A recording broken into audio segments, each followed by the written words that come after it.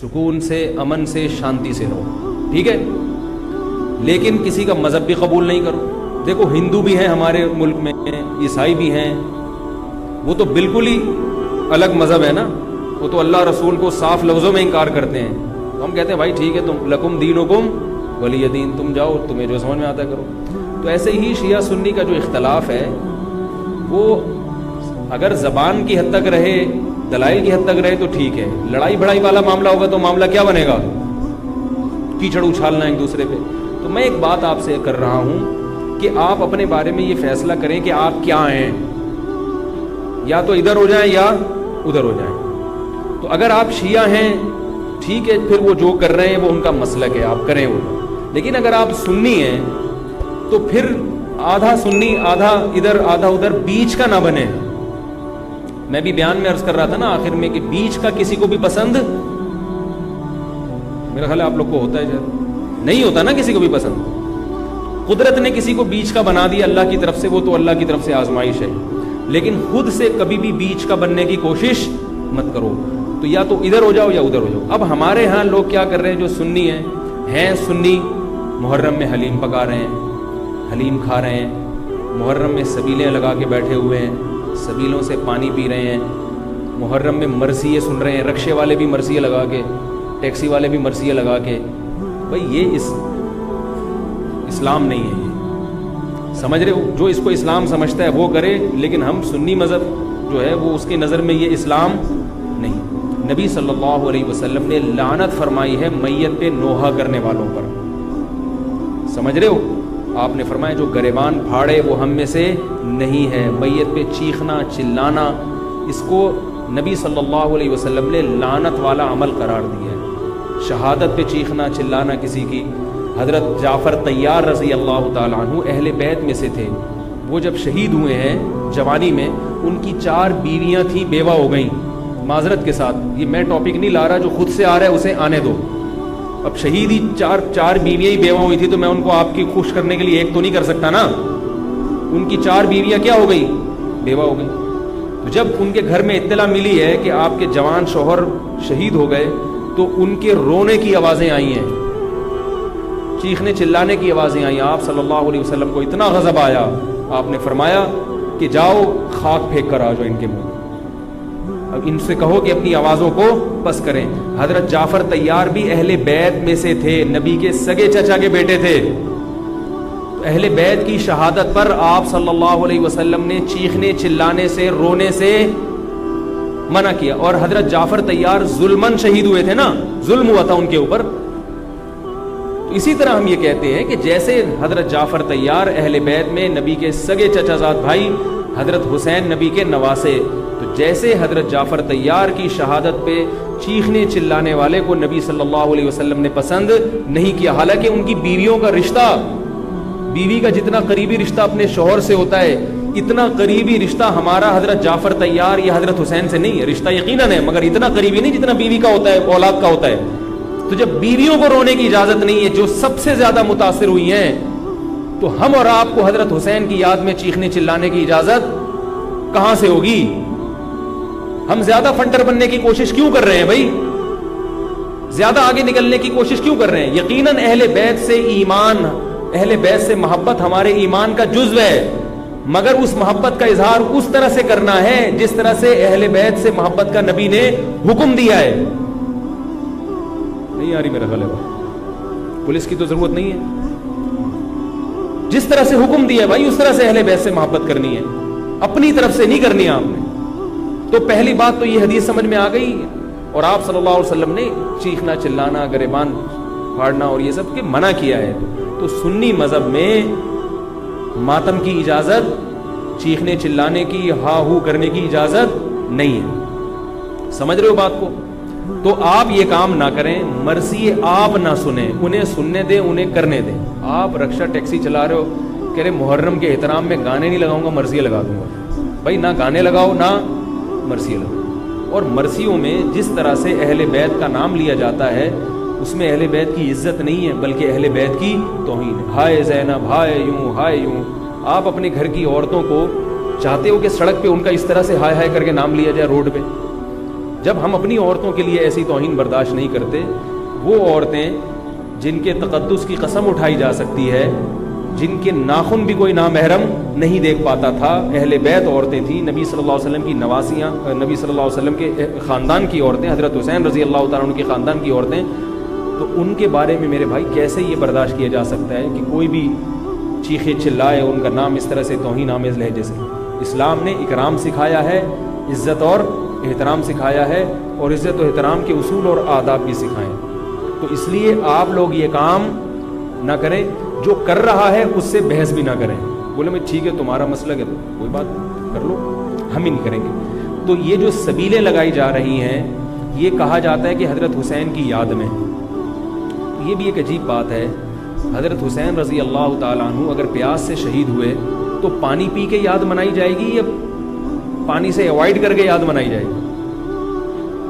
عجیب بات ہے۔ مجھے ایک بات بتاؤ، آپ کا دوست بھوکا بیٹھا ہوا ہے، آپ اس دوست پہ ترس کھا رہے ہو، آپ کہہ رہے ہو، اس کو فون کیا آپ نے، بھائی کیا یار؟ کہہ رہے 2 دن سے مجھے کھانا نہیں ملا، کہہ رہے بس پھر میرے سامنے جو کھانا رکھا ہے میں بھی نہیں کھا رہا، جب تو نے نہیں کھایا تو میں کیوں کھاؤں یار یہ مرغے؟ یہی ہوتا ہے نا یار، جب تو 2 دن سے بھوکا ہے تو میں بھی تو ایک وقت کا ناغہ کروں نا کھانے کا۔ لیکن آپ نے کیا کیا؟ آپ نے دوست کو فون کیا، تجھے کھانا ملا، کہہ رہے 3 دن سے بھوکا ہوں، آپ نے کہا یار بہت افسوس ہوا یار، ایسا کر 2 پراٹھے لے کر آ، ہوٹل کے بیرے کو 2 انڈے لے آ اور 2 دودھ پتی لے آ۔ ویسے تو 1 پراٹھا کھاتا تھا، آج کتنے کھاؤں گا؟ 2 کھاؤں۔ دوست فون پہ کہہ رہا یار یہ آرڈر کا، کہہ رہا یار تو بھوکا ہے، تیری یاد میں کیا کروں گا، کھاؤں گا بھی اور پبلک کو ان کا آ جا بھائی تو بھی آ جا یار، تو بھی آ جا۔ یہ کامن سینس، میری جو سینس ہے بھائی، میں سنی ہوں تو مجھے یہ والا چیز صحیح لگ رہی ہے۔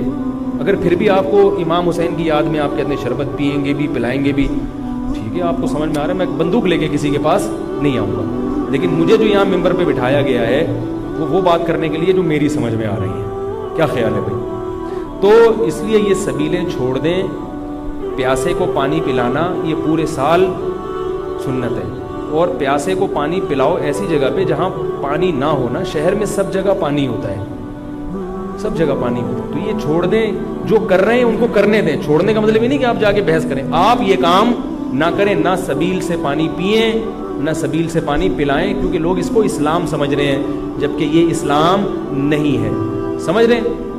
اس طرح محرم میں حلیم کا جو فلسفہ بیان کیا جاتا ہے وہ یہ بتایا جاتا ہے کہ حضرت حسین کو کچھ بھی نہیں ملا تھا، کھانے کو کچھ بھی نہیں ملا تھا، تو ہم اب سب چیزوں کا ایک مرغوبہ بنا کے پبلک کو کھلائیں گے، جس سے یہ پتہ چلے گا کہ دیکھو حلیم میں گوشت بھی ہے تو حضرت حسین کو گوشت بھی نہیں ملا، حلیم میں چاول بھی ہے تو چاول بھی نہیں ملے ان کو، حلیم میں دال بھی ہے تو ان کو دال بھی نہیں ملی، حلیم میں جو بھی ہے تو ان کو جو بھی نہیں ملی۔ تو حلیم ایک ایسی ڈش ہے جس میں اتنی ساری چیزیں آتی ہیں کہ یہ ساری چیزیں ایک جگہ جمع کسی اور ڈش میں نہیں ہوتی، تو سب چیزیں کھلانے کا ہمیں ثواب مل جائے گا۔ یہ بھی وہی ہے کہ انہیں کچھ بھی نہیں ملا اور آپ ان کی یاد میں سب کچھ کھا بھی رہے ہو اور سب کچھ کھلا بھی رہے ہو حلیم کے نام۔ تو یہ بھی کامن سینس کی چیزیں نہیں ہیں، اس لیے چھوڑ دو اللہ کا واسطہ۔ لوگ کیا کہتے ہیں، میں محرم میں حلیم اس نیت سے نہیں پکا رہا، میں تو ویسے ہی پکا رہا ہوں۔ تو ویسے ہی تو نے سفر میں کیوں نہیں پکایا؟ ویسے ہی آپ ربیع الاول میں کیوں نہیں پکا لیتے؟ ویسے ہی آپ رمضان میں کیوں نہیں پکا لیتے؟ آج ہی ویسے ہی خیال آیا ہے، وہی چھوڑ دو۔ یہ اسلام خدا کی قسم بدنام ہو رہا ہے دنیا میں۔ غیر مسلم جب یہ اسلام دیکھے گا، اس کو اسلام میں اٹریکشن نظر آئے گی، وہ حلیم کھانے کے لیے مسلمان ہوگا، وہ شب برات کے پٹاخوں کے لیے، حلووں کے لیے ہوگا۔ نبی سے صحابہ نے پوچھا کہ اسلام کیا ہے، تو آپ صلی اللہ علیہ وسلم نے مختلف حدیثوں میں اس کا مختلف جواب دیا ہے۔ ایک جگہ فرمایا کہ اسلام ہے کلمہ شہادت، صرف ایک خدا ہے ہمارا، اور نماز قائم کرنا، زکوٰۃ ادا کرنا، حج کرنا اور روزے رکھنا۔ ایک جگہ فرمایا اسلام یہ ہے کہ تم غربا کا خیال کرو، ان تطعم الطعام، لوگوں کو کھانا کھلاؤ۔ یہ مطلب نہیں حلیم کھلاؤ، کھانے کا مطلب یہ کہ لوگوں کی بنیادی ضرورتیں سارا سال پوری کرو۔ اس کو سفر میں ضرورت ہے تو محرم کا انتظار مت، جب غریب کو موقع ملے کہ بھی دیکھو محلے پڑوس میں رشتہ داروں میں کوئی غریب ہے، اس کا خیال کرو۔ آپ سمجھ میں نہیں آ رہی میرا خیال ہے؟ اچھا، تو اسی طرح جو میں نے عرض کیا آپ کو، یہ جو قصے کہانیاں ہیں کربلا سے غیر ضروری واقعات، یہ میں نے بتایا کہ غلط ہوتے ہیں، ان کو بھی نہ سنا کریں آپ. ان کے غلط ہونے کی ایک دلیل تو میں بیان سے پہلے دے چکا ہوں. ایک اور دلیل کہ جو خطیب لوگ چاہے وہ شیعہ ہوں یا بعض سنی، سب میں ہیں ایسے لوگ. تو یہ غلط ہونے کی بڑی دلیل ایک اور یہ بھی ہے کہ اگر یہ قصہ خطیب لوگ جو حقیقی واقعہ ہے وہ بیان کرتے تو ایک ہی قصہ کئی بار انسان سن نہیں پاتا. نہیں آ رہی بات بھائی؟ یہ قصہ اب جیسے میں نے یہ قصہ آج بیان کر دیا، واقعہ بیان کیا، اب میں دوبارہ یہ واقعہ بیان کروں تیسری، آپ بولو گے یار تھک گئے مولوی صاحب، ٹاپک چینج کرو. لیکن آپ دیکھ رہے ہیں کہ جو خطیب لوگ ہیں وہ محرم میں پورا محرم ان کا یہ کربلا کا واقعہ بیان کرتے ہیں، لیکن لوگ تھکتے نہیں ہیں. اس کا مطلب ہر واقعہ اور ہر تقریر دوسری تقریر سے جدا اور منفرد ہوتی ہے، ورنہ پبلک سنے گی نہیں. کتنی مضبوط دلیل دے رہا ہوں آپ کو. اس کا مطلب ہے ہر خطیب کو پبلک کے لیے اس بیان کو اٹریکٹیو بنانے کے لیے اس واقعے میں تھوڑا سا ٹماٹر اور دہی کا تڑکا لگانا پڑا. کبھی وائٹ کڑھائی ہوگی دہی والی، کبھی ٹماٹر والی کڑھائی ہوگی، کبھی گرین کڑھائی ہوگی. تو کڑھائی کا تڑکا چینج ہوگا تو پھر صبح کی کڑھائی دوپہر کھا سکتے ہیں، رات کو بھی کڑھائی کھا سکتے ہیں، ورنہ دوپہر جب آپ نے کڑھائی کھا لی رات کو وہ کڑھائی آپ نہیں کھاؤ گے. انسان ایک دفعہ کھا کے دل بھر جاتا ہے اس میں. تو یہ خود اس بات کی دلیل ہے خطیب ہر بیان میں کوئی نئی چیز لے کر آ رہا ہے. اس کا مطلب ہے کہ بھائی ایک واقعہ تھا تو وہ ایک ہی دفعہ ہوا ہے نا واقعہ، اس کو ہر دفعہ وہی ہونا چاہیے نا. ہر دفعہ آپ نے اس میں کچھ نئی چیز لایا ہو تو اس کا مطلب ہے کچھ دال میں گڑبڑ ہے. یہ بھی اس بات کی دلیل ہے. اس لیے یہ چیزیں چھوڑ دیں. رہا یہ مسئلہ کہ لوگوں کے گھر سے حلوے آ جاتے ہیں، کھانا آ جاتا ہے، تو بھائی بہتر یہ ہے کہ ان کو محبت کے ساتھ منع کر دیں.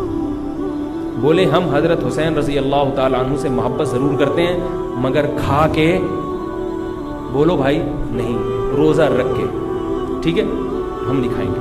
اور اگر آپ یہ سمجھتے ہیں کہ لڑائی ہو جائے گی، بعض دفعہ وہ بیچارے نے تقریر تو نہیں سنی ہوتی، وہ تو محبت میں ہی لا رہا ہے، تو اگر لڑائی ہو جائے گی تو رکھ لیں، لیکن محبت سے اس کو مسئلہ سمجھا دیں یار میں رکھ رہا ہوں تاکہ تمہارا دل نہ ٹوٹے مگر یہ ہے غلط. رہا یہ مسئلہ کہ اس کو کھا بھی لیں. اب آپ ایک دم نا سارے جوش میں ہو گئے، یار اگلا بتاؤ، یار اگلا اسٹیپ ہمارے لیے بہت امپورٹنٹ ہے. یہ ایک مسئلہ نہیں ہے رکھنا نہ رکھنا، رکھ لیا تو اب کیا کریں؟ اب آپ جوش میں آ رہے ہو. اب میں آپ کو 2 گھنٹے بھی بٹھا کے رکھوں نا آپ بیٹھ جاؤ گے، میں کہوں 2 گھنٹے بعد جواب دوں گا آپ بیٹھے رہو گے یہاں. اب کیا کرنا ہے؟ تو وہ کھانا حلال ہے یا نہیں، اس کا مدار اس پر ہے کہ اگر وہ حضرت حسین کو خوش کرنے کے لیے صدقہ کیا ہے، خوش کرنے کے لیے، تو غیر اللہ کا تقرب حاصل کرنے کے لیے کوئی عبادت کرنا یہ شرک ہے. آئی بات سمجھ میں؟ نہیں آ رہی میرا خیال ہے. صدقہ خیرات صرف کس کے لیے ہوتا ہے؟ اللہ کی رضا کے لیے. پھر تو وہ چونکہ غیر اللہ کے لیے ہے وہ حرام ہے، اس کا کھانا بالکل ناجائز. اور اگر کسی نے حضرت حسین کو ثواب پہنچانے کے لیے یہ کام کیا ہے، آئی بات سمجھ میں؟ مقصد اللہ کی رضا ہے، نیت یہ کہ حضرت حسین کو اس صدقے کا ثواب پہنچ جائے، تو یہ عمل بدعت ہے مگر اس سے وہ کھانا حرام، بولو بھائی نہیں. قبول کرنا غلط ہے کیونکہ اس سے بدعت کی تائید ہو رہی ہے، مگر وہ کھانا حرام نہیں ہوتا. کھانا وہ جائز ہے، اس کو پھینکے نہیں، کھا لیں، میرے گھر نہ بھیجیں، ٹھیک ہے خود کھا لیں آپ اس کو. یہی مسئلہ ربیع الاول کے حلووں کا بھی یہی مسئلہ ہے، 11ویں شریف کا بھی یہی ہے کہ اگر کسی نے 11ویں شریف حضرت گیلانی رحمۃ اللہ علیہ کو ثواب پہنچانے کے لیے 11ویں نکالی ہے تو ثواب تو کسی کو بھی پہنچایا جا سکتا ہے، لیکن چونکہ وہ اس کو ضروری سمجھ رہے ہیں یا افضل سمجھ رہے ہیں اور دن متعین کر لیا تو یہ بدعت تو ہے، لہذا اس 11ویں شریف کے حلوے کو قبول نہ کریں، بدعت کی تائید ہے. اور اگر پھٹے بازی کا اندیشہ ہے، لڑائی جھگڑا ہے، محلے داری بھی کرنی ہے، لوگ کہتے ہیں مولوی صاحب تمہیں تو محلے داری کرنی نہیں ہوتی، آپ لوگ تو مسجد سے آئے نکل لیے بدلی گلی سے، ہم تو محلے داری بھی کرنی ہوتی ہے. تو اگر ڈر ہے کہ نفرتیں پھیلیں گی تو قبول کر لیں، لیکن محبت سے اس کو سمجھا دیں. اور جب قبول کر لیا تو ضائع کرنے سے بہتر ہے کہ اس کو کھا لیں، رزق ہے وہ. لیکن اگر کسی نے نیاز نکالی حضرت گیلانی کو خوش کرنے کے لیے کہ اس سے ان کا قرب حاصل ہوگا، وہ خوش ہوں گے، ان کی رضا مقصد ہے، تو پھر یہ کیا ہے؟ شرک ہے. کیونکہ صدقات و خیرات صرف اور صرف جانور کا حلال کرنا صرف اللہ کے لیے صدقہ، یہ عبادت جتنی بھی ہیں وہ صرف کس کے لیے ہوتی ہیں؟ اللہ کے لیے ہوتی ہیں. سمجھ رہے ہو بات؟ تو پھر اگر غیر اللہ کے لیے ہے، پھر یہ نظر لغیر اللہ ہے، یہ حرام ہے، ناپاک ہے، نجس ہے. پھر ایسی صورت میں آپ اس کو نہیں کھا سکتے. کیا پوچھ رہے ہیں آپ؟ ہاں یہ بڑا سوال ہے. اب آپ ڈسٹرب ہو رہے ہیں کہ آپ نے تو بجائے فائدے کہ ہمیں اور کنفیوز کر دیا. پتہ کیسے چلے گا کہ یار یہ کیا ہے؟ تو پتہ ایسے چلے گا، اس سے پوچھ لو، اس سے پوچھ لو بھائی یہ کیا ہے، یہ کیوں لا رہے ہو؟ تو بتا دے یار یہ حضرت حسین کی یاد میں ہے. تو آپ بولو حضرت حسین کی یاد کیا کمی ہے؟ ان کو ثواب پہنچانے کو کہتے، ثواب پہنچانے کو. بولو یار غلط ہے، بدعت ہے، لیکن بسم اللہ. اس لیے کوشش کریں کہ رد کر دیں اس کو. یہ تو میں قبول کرنے کا اس صورت میں کہہ رہا ہوں کہ بہت ہی کوئی مسئلہ، بعض لوگ پھر دینداروں سے نفرت کرتے ہیں. یار اس نے تو پورا بیان نہیں سنا ہوگا نا. بہت سے بیچاروں میں جہالت بھی ہوتی ہے، ان کو پتہ نہیں ہوتا. لڑے نہیں کسی سے، محبت سے انکار کر دیں. یار ہم لوگ حلوے مانڈے والے نہیں. میرے گھر تو پہلے، اب تو یہ چیزیں آتی نہیں ہیں، لیکن لوگوں نے جائز چیزیں چھوڑنا بھی بھیج دی ہیں. او بھائی میں نے حلوے مانڈوں کا انکار کیا ہے. عید پہ عید الفطر کا دن کتنا مبارک ہوتا ہے، اس میں تو ایک دوسرے کے ہاں کچھ لے جا رہے. میں پاکستان کا واحد امام ہوں جس کے ہاں عید الفطر کے دن بھی کچھ نہیں آتا. میں اللہ کا شکر ہے کھانے پینے کا بھوکا نہیں ہوں الحمدللہ، مجھے اللہ نے بہت رزق دیا. ایک دن میں نے اپنے خاص دوست سے پوچھا، میں نے کہا یار عید کے دن تو امام کو تو لوگ تھوڑا سا پوچھ لیتے ہیں، ٹھیک ہے اللہ نے مجھے بہت دیا ہے، لیکن اتنا بھی پھیکا نہیں ہونا چاہیے پبلک کو کہ امام سے اتنی عقیدت تو ہوتی ہے. یار عید بقرعید میں تو اڑوس پڑوس لوگ امام صاحب کے گھر کوئی بریانی شریانی. میں نے کہا مجھے شوق نہیں ہے کوئی بریانی شریانی کا، لیکن مجھے لوگوں کے اس ایٹیٹیوڈ پہ تعجب ہوتا ہے کہ مجھے 10 سال ہو گئے تو عید پہ تو کچھ بھیج دو. تو ان صاحب نے مجھے کہا اسی محلے کے، انہوں نے کہا اصل میں لوگ ایسا نہیں ہے کہ آپ سے نفرت کرتے ہیں، آپ نے بیانات اس قسم کے کیے ہوئے ہیں کھانے پینے کے بارے میں کہ لوگ ڈرتے ہیں. لوگ کیا کرتے ہیں؟ ڈرتے ہیں ابھی کہیں بھیج دیا تو ایسا نہ ہو کہ وہیں سے واپس کر دیں. اتنا سخت آپ نے اس میں موقف اختیار کیا. تو میں نے کہا وہ تو حلوے مانڈوں کے بارے میں اختیار کیا. تو خیر عید پہ اب امید ہے انشاءاللہ ٹھیک ہے، لیکن نہ بھیجیں آپ لوگ، محبت بس زبان سے اظہار کر دیں. میں ایک مسئلہ بیان کر رہا ہوں کہ میرے بیانات اس بارے میں ایسے ہوتے ہیں کہ لوگ یہ سمجھتے ہیں کہ یہ نفس ہدیے کے ہی خلاف ہے. ان کو ہدیہ دیا تو کوئی تھپڑ نہ مار دیں کھینچ کے. تو ایسا ایٹیٹیوڈ، میں نے کہا اچھا ہے یہی رہنے دو، اس سے ایک تھوڑی سی لوگوں میں عزت رہے گی کہ لوگ سمجھتے ہیں بھائی سینگ ہے نہیں مگر ٹکر مارتے ہیں یہ. تو یہ اس لیے ہم نے سخت موقف اختیار کیا ہے کہ لوگ امام کو کی توہین کرتے ہیں. اب ایک صاحب کے ابا کا انتقال ہو گیا، ہر جمعرات کو میرے گھر کوفتے، انڈے آلو اور کوفتے لے کر آ رہے ہیں.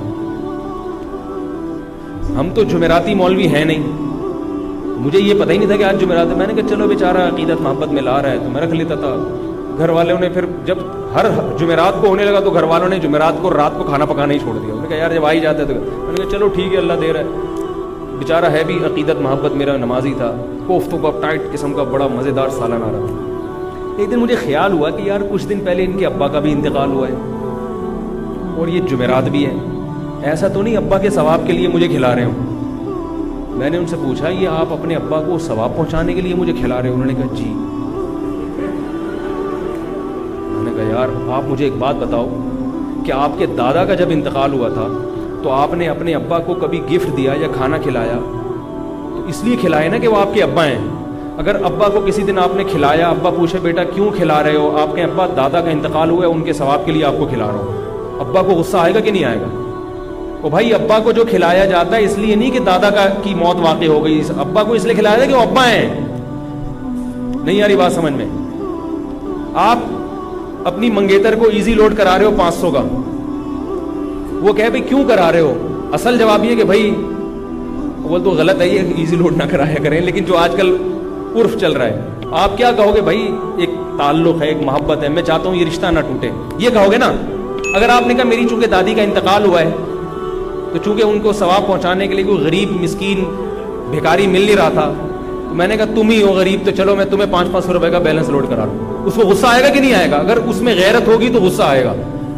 تو یاد رکھو عزت دار، جس کو عزت دار، میں نہیں کہہ رہا میں عزت دار ہوں، لیکن جس کی کو آپ عزت دار سمجھتے ہو اس کو ہدیہ دیا جاتا ہے، اس پہ صدقہ نہیں کیا جاتا، ثواب پہنچانے کے لیے نہیں، ہدیہ دیا جاتا ہے اس کے اکرام کے لیے، اس سے محبت بڑھانے کے لیے، اس سے تعلق بڑھانے کے لیے.